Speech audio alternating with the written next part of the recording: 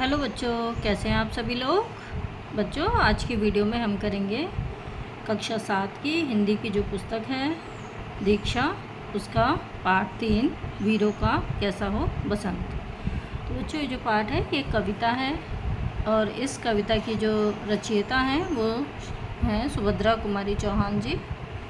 तो चलिए पहले हम इनकी जीवनी देखते हैं। सुभद्रा कुमारी चौहान का जन्म सन 1904 ईस्वी को इलाहाबाद प्रयागराज के निहालपुर नामक गांव में हुआ था। सुभद्रा कुमारी चौहान को स्वतंत्रता आंदोलन में भाग लेने वाली प्रथम सत्याग्रही होने का गौरव प्राप्त है। मुकुल इनकी कालजयी रचना है। साहित्य के क्षेत्र में इन्हें प्रतिष्ठित शेक्सपियर पुरस्कार मिला है। इन्होंने 2 बार मध्य प्रदेश विधानसभा सदस्य के रूप में भी अपना राजनीतिक योगदान दिया। बिखरे मोती, उन्मादिनी, सीधे साधे चित्र, त्रिधारा आपकी प्रमुख कृतियां हैं। इनका निधन 15 फरवरी 1948 को हुआ।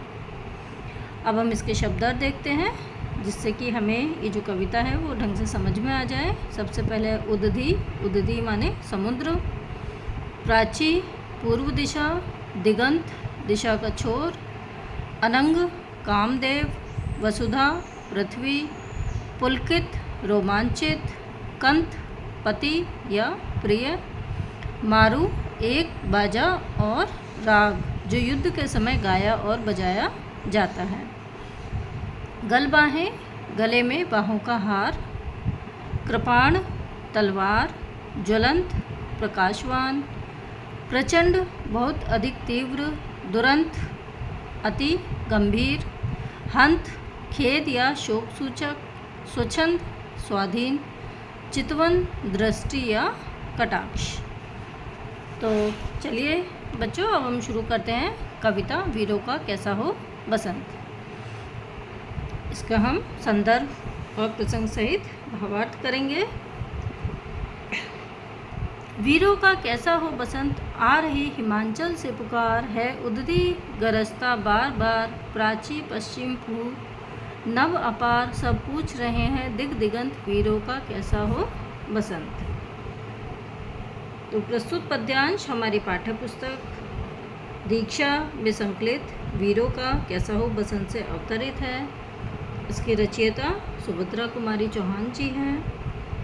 इसका प्रसंग है कि कवित्री ने कविता में बसंत के माध्यम से वीरों के पराक्रम के संबंध में वर्णन किया है। तो चलिए अब देखते हैं इस वाले पद्यांश का अर्थ। कवित्री के मन में यह प्रश्न उठता है कि वीरों का बसंत कैसा होगा। बसंत ऋतु बहार लाने वाली ऋतु है। समुद्र बार बार गरज कर, और प्राची मतलब पूर्व दिशा, पूर्व दिशा, पश्चिम दिशा, भू माने पृथ्वी और नभ माने आकाश, ये सभी दिशा सब पूछ रहे हैं दिग दिगंत, दिगंत मतलब दिशा का छोर, सभी दिशाओं के अंतिम छोर तक पूछ रहे हैं कि वीरों का बसंत कैसा होना चाहिए। ये जो कविता है ये सुभद्रा कुमारी चौहान जी ने प्रश्नात्मक शैली में लिखी है, क्योंकि इसमें उन्होंने प्रश्न किया है कि वीरों का बसंत कैसा होना चाहिए। अगला पद्यांश है। फूली सरसों ने दिया रंग, मधु लेकर आ पहुँचा अनंग। वसु वसुधा पुलकित अंग अंग है वीर देश वेश में किंतु कंत, वीरों का कैसा हो बसंत। अनंग मतलब कामदेव, और इसमें पुलकित मतलब रोमांचित, और कंत माने प्रिय। फूली हुई सरसों ने पककर अपना रंग दे दिया है, तथा कामदेव अर्थात भौरा भी मधु यानी शहद लेकर आ गया है। वसु वसुधा पुलकित अंग अंग, इस बसंत में धरती में चारों ओर प्रसन्नता छा गई है। परंतु देश का वीर अब भी वीरों के वेश में है, इसलिए कवित्री पूछना चाहती है कि वीरों का बसंत कैसा होना चाहिए।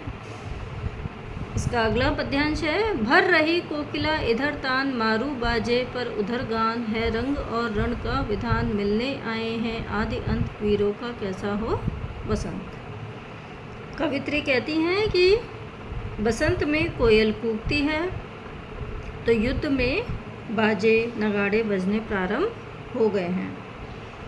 रंग तथा युद्ध का एक साथ मिलन इस प्रकार है जैसे आदि और अंत एक साथ मिलकर पूछ रहे हों कि वीरों का बसंत कैसा होना चाहिए। अगला है गल बाहें हो या हो कृपाण, चल चितवन हो या धनुष बाण, हो रस विलास या दलित त्राण, बस यही समस्या है तुरंत वीरों का कैसा हो बसंत। तो इसमें कवित्री कहती हैं कि गले के हार हों या तलवार हों, कृपाण मतलब तलवार और गलबाहें मतलब गले के हार हों, चल चितवन हो या धनुष बाण, तीव्र दृष्टि हो, चल चितवन मतलब तीव्र दृष्टि हो या धनुष बाण हो रस विलास या दलित त्राण अथवा किसी प्रिय के नैनों के बाण हो, विलास में जीवन हो या कष्ट देने वाला जीवन हो, दलित त्राण मतलब कष्ट देने वाला जीवन हो। अब यही समस्या अति गंभीर है, दुरंत मतलब गंभीर, कि ऐसी स्थिति में वीरों का बसंत कैसा होगा।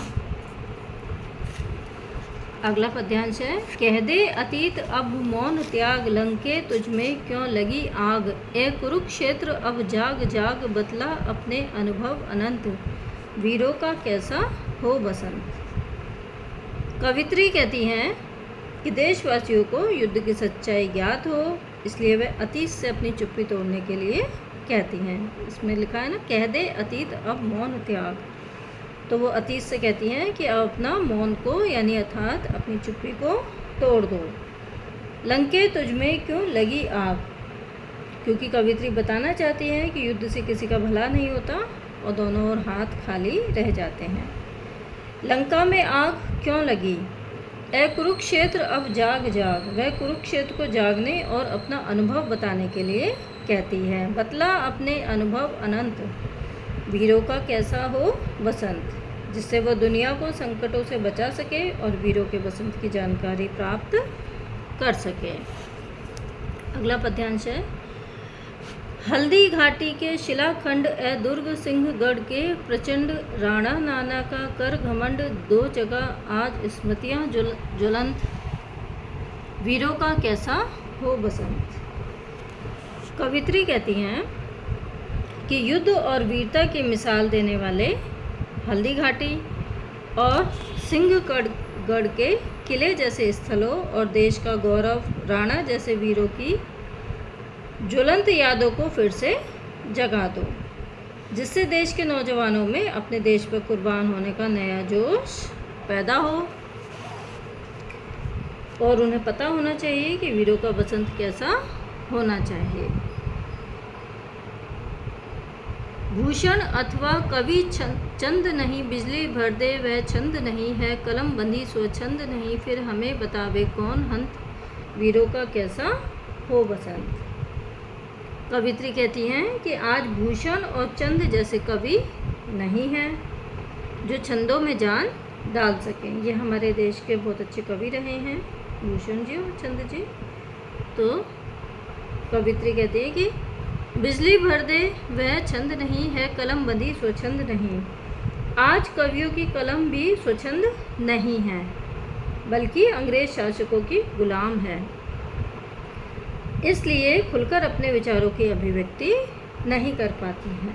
तो फिर हमें यह बहुत ही दुख की बात है, हंत मतलब दुख की बात है कि हमें यह आकर कौन बताएगा कि वीरों का बसंत कैसा होना चाहिए।